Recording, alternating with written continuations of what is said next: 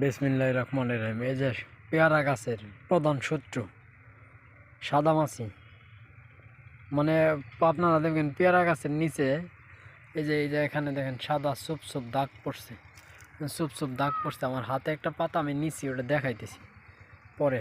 দেখেন এটার মধ্যে যে সুপ দাগ আছে, এটা লাড়া দিলে দেখবেন এটার মধ্যে সাদা একটা পোকা উঠতেছে। ওই দেখেন এইগুলি যে ওই যে পোকাটা উঠতেছে, এইগুলি যে আক্রমণ করব, খাইব, তারপর হলো এক গাছ থেকে আরেক গাছে ভাইরাস ছড়াইব। এগুলি দমনের জন্য কিছু কৌশল আছে।